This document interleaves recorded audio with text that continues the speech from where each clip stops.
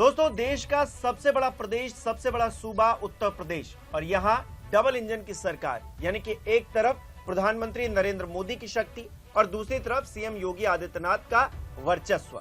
लेकिन इन दोनों के बावजूद उत्तर प्रदेश के अंदर भ्रष्टाचार खत्म होने का नाम नहीं ले रहा। और इस बार किसी रिपोर्ट ने इसका खुलासा नहीं किया है, बल्कि खुद सरकार में मौजूद मंत्री ये खुलासा कर रहे हैं कि उत्तर प्रदेश में संगठित तौर पर भ्रष्टाचार हो रहा है और भ्रष्टाचार करने वाले कोई और नहीं है बल्कि खुद अधिकारी हैं। अब कौन से मंत्री ने क्या पोल खोल दी है, इस वीडियो में मैं आपको बताता हूं। नमस्कार, मेरा नाम हिमांशु मिश्रा है, आप देख रहे हैं 4PM न्यूज नेटवर्क। दोस्तों, विपक्ष उत्तर प्रदेश की सरकार पर और उत्तर प्रदेश में जो अधिकारी काम कर रहे हैं उनकी नीयत पर हमेशा से सवाल खड़े करते आए हैं। और हो भी क्यों ना, उत्तर प्रदेश में तमाम मामले निकलकर सामने ऐसे जो आते रहे हैं समय समय पर। एक और मामला निकलकर सामने आया है। विपक्ष कहता तो शायद सत्ता पक्ष वाले ये कहते कि विपक्ष है, विपक्ष का काम ही है इस तरह से सरकार को बदनाम करना। लेकिन जब सरकार में मौजूद मंत्री ही खुले तौर पर यह बोलने लगे कि भ्रष्टाचार हो रहा है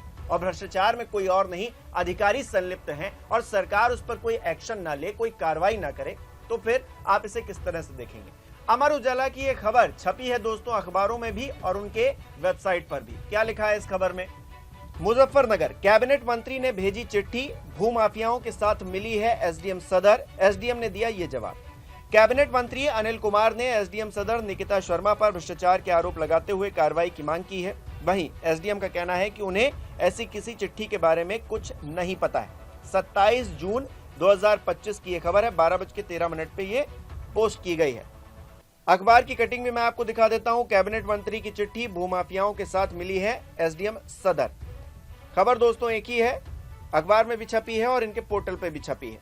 इस खबर के अंदर क्या है दोस्तों? खबर में लिखा है, पुरकाजी सुरक्षित सीट से रालोद के विधायक एवं कैबिनेट मंत्री अनिल कुमार का कहना है कि सरकार की नीति जीरो टॉलरेंस की है। भ्रष्टाचार किसी भी कीमत पर बर्दाश्त नहीं किया जाएगा। आरोप लगाया कि एसडीएम सदर भूमाफियाओं से मिलकर जमीनों की अवैध प्लॉटिंग कराने का कार्य कर रही हैं। शिकायत के बाद शासन के उप सचिव की ओर से डीएम उमेश मिश्रा को पत्र लिखकर जांच रिपोर्ट मांगी गई है।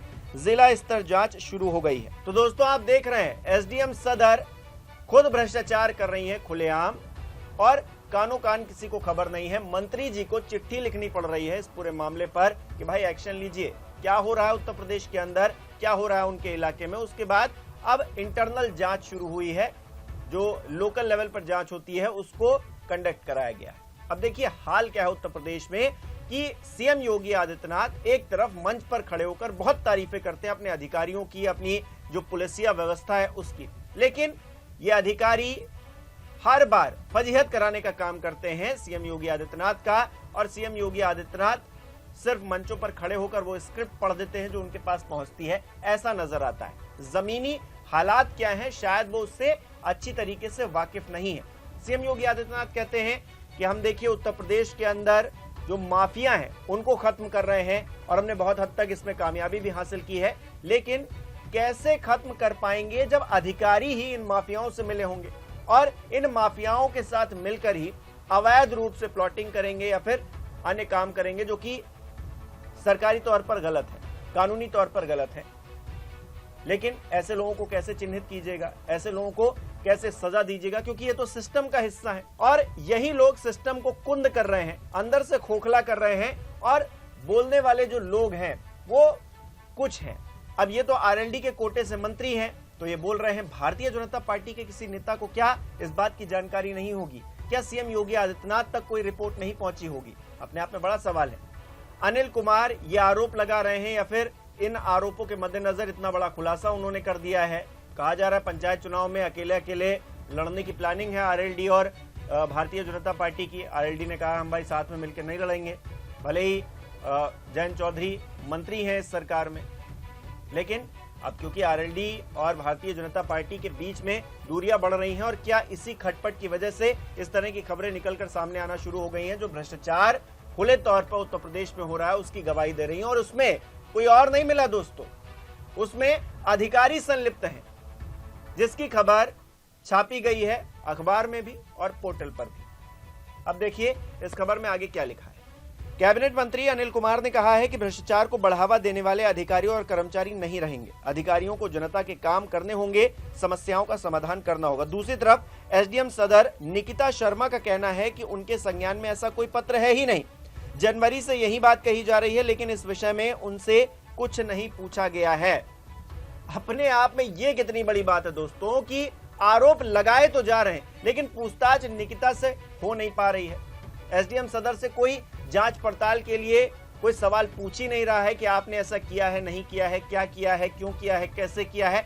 किसी को यह जानकारी लेने का समय नहीं है, क्योंकि सब अपने अपने में बिजी हैं। अधिकारी लूट घसोट करने में बिजी हैं और नेता अपनी कुर्सी बचाने में बिजी हैं। और जो विपक्ष बचता है, जो जनता की आवाज बनकर उभर रहा है, वो सवाल उठा दे तो उसकी नीयत पर ही सवाल खड़े कर दिए जाते हैं और राजनीतिक तौर पर माहौल बनाने की कोशिश की जाती है कि देखिए ये विपक्ष में इसीलिए आपने हमको वोट दिया है तो हम सही ढंग से काम कर रहे हैं। लेकिन सही ढंग से काम जिन लोगों को करना चाहिए वो तो कर नहीं रहे हैं, किस तरह से भ्रष्टाचार में संलिप्त हैं।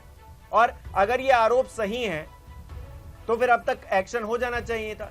निकिता तो कह रही हैं, जो एसडीएम सदर है, कि जनवरी से आरोप लग रहे हैं। अब जनवरी सोचिए, जनवरी, फरवरी, मार्च, अप्रैल, मई, जून, 6 महीने होने को आए हैं इस पूरे मामले पर, लेकिन अभी तक कोई एक्शन नहीं लिया गया है और एक्शन के नाम पर सिर्फ खाना पूर्ति की जा रही है। और अब जो मंत्री हैं, कैबिनेट मंत्री हैं उत्तर प्रदेश सरकार में, वो इस मामले को उठा रहे हैं, तब कौन सा एक्शन हो जाएगा ये भी देखना अपने आप में बहुत अहम रहेगा दोस्तों। हालांकि ये कोई पहला मामला नहीं है जब निकिता के ऊपर इस तरह से सवाल खड़े हो रहे हैं। इससे पहले समाजवादी पार्टी के नेता थे, उन्होंने भी सवाल खड़े किए। इसी खबर में लिखा है दोस्तों, सपा सांसद हरेंद्र मलिक ने इससे पहले एसडीएम सदर पर कॉल रिसीव नहीं करने का आरोप लगाते हुए डीएम को पत्र लिखा था। सांसद का पत्र काफी चर्चाओं में रहा था। मलिक का कहना था कि जनता के कार्यों के लिए उन्हें कॉल करनी पड़ती है, लेकिन एसडीएम सदर कॉल रिसीव नहीं करती। अब बताइए दोस्तों, एसडीएम को कॉल किया जा रहा है, एसडीएम फोन ही नहीं उठाएंगी। उनसे अगर किसी को काम हो तो फिर आदमी कैसे संपर्क करे? उनके ऑफिस जाएगा, ऑफिस नहीं जा पा रहा तो उनको कॉल करेगा, और उनको अगर कॉल किया जाएगा तो वो कॉल उठाएंगे नहीं। और हर वक्त ऑफिस में मौजूद हो ये जरूरी भी नहीं है, क्योंकि फील्ड पर भी जाना रहता है। तो ऐसे में एसडीएम साहिबा का काम क्या था कि वो एक ऐसा नंबर रखती जिससे कोई अगर संपर्क करना चाहता है, कोई आम जन भी अगर संपर्क करना चाहता है तो अपनी समस्याओं के लिए कर लेता। लेकिन यहाँ पर तो जो जनप्रतिनिधि हैं या फिर जो नेता हैं बड़े बड़े, जिनका नाम है अपने क्षेत्र में, उनके ही फोन नहीं उठाए जा रहे हैं, उनकी ही समस्याओं को इग्नोर किया जा रहा है। किस लिए? भूमाफियाओं से सेटिंग के लिए, क्योंकि जनता के काम जिस तरह से करना चाहिए वो तो हो नहीं पा रहा है। और अगर इन आरोपों में सच्चाई है, मैं ये नहीं कह रहा हूं कि आरोप पूरी तरीके से सच होंगे, हो सकता है अब सरकार के ही मंत्री सवाल उठा रहे हैं तो इसमें हम क्या कह सकते हैं, सही उठा रहे होंगे। क्योंकि विपक्ष वाले बोलते तो आप कह देते कि ये साजिश है, सरकार को बदनाम करने की कोशिश कर रहे हैं। लेकिन अब सरकार से ही सुर उठने लगे, सरकार के मंत्रियों से ही सुर उठने लगे हैं, तो सीएम योगी आदित्यनाथ को इस पर विचार करना चाहिए। और विपक्ष क्या कह रहा है, समाजवादी पार्टी की तरफ से इस पूरे विषय पर क्या कहा गया है, आखिर में वो भी देखिए। समाजवादी पार्टी मीडिया सेल का ये ट्वीट है जिसमें लिखा है, भाजपा योगी सरकार में मंत्री खुद कह रहे हैं कि योगी जी के अधीनस्थ भूमाफियाओं, अपराधियों के साथ मिले हुए हैं।